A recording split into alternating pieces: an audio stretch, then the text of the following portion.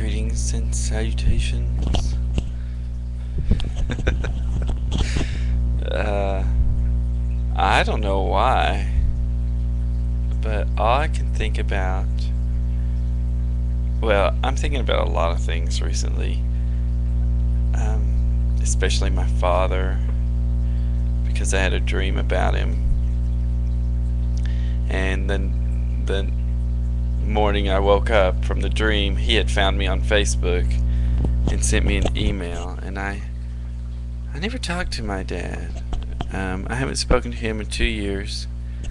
We've never been close.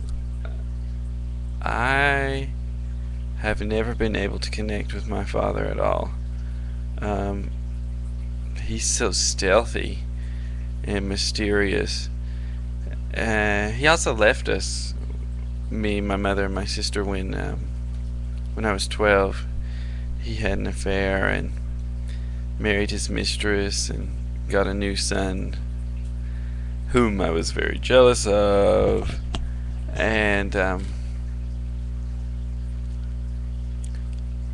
so, needless to say, my dad missed a lot in my life. He missed my graduation. He paid for my college, the first few years, but then I dropped out from depression. And he was very supportive after he left that second wife. His third wife, I love her to death. And my stepsisters, they're so caring and generous. And, that's not the point. My dad found me on Facebook, even though we don't communicate. And I thought that was an amazing thing because my family is not computer literate at all. Um, and as you remember, the one of the triggers of my awakening, and it's something I've always known, but actually saying the words to someone really has power. And the words were, the point of this life is to spread as much love as possible. Maybe it goes deeper than that, to spread as much love as possible, to give as much love, and also to receive. I think love is the point of this life, loving. And going by this theory or morality, I decided that I was going to send my father an email out of the blue, just a little Facebook comment, and actually tell him how much I love him, how much I admire him for his talent and his abilities and the good things that he actually does as a person. Not the things that he did for me, but how I respect him as a fellow human, just as I would talk to a friend. And it's very strange for me to relate to my father as a friend, because I just think of him as like I don't know, he's the ultimate peer. But my dad has never really given me any advice. The only advice, I came out to him last year. I actually told him I was gay, and I just felt like he deserved to know. There are other things that he deserves to know, but I just was kind of testing the waters to see if I could confide any of my personal things in him. I never wanted to as a child because I was always afraid that he was thinking I was a sissy or that I was, gay. I didn't know how he felt about it because his family, they just don't talk about emotions. it's never discussed. Emotional things, mental states of being, nothing is ever talked about, only physical and mundane things. My mother's family, though, is quite different. We're all about, spiritual well-being and things like that, and caring about people. But my dad's family is really conservative, so I don't know. I took a chance. I told him, you know, I just sent him love, and I just felt like it was important to, our lives are so short. I guess maybe it's the 2012 thing. All of my students are talking about 2012. So I guess I'm thinking, tie up those loose ends, tie those ribbons, so that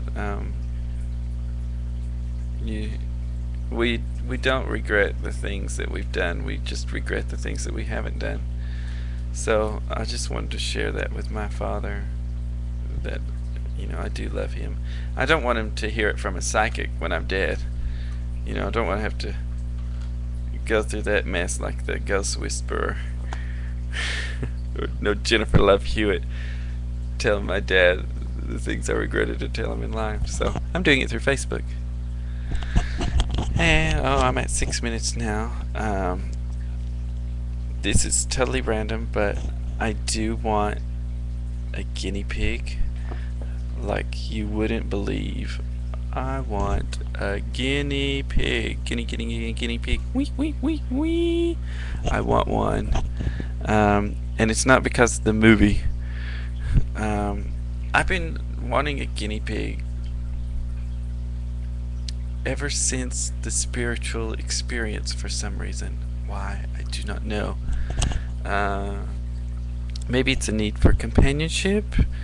Maybe it's because guinea pigs are holy animals.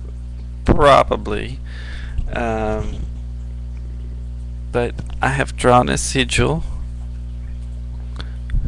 This is my guinea pig talisman. I want the pig, and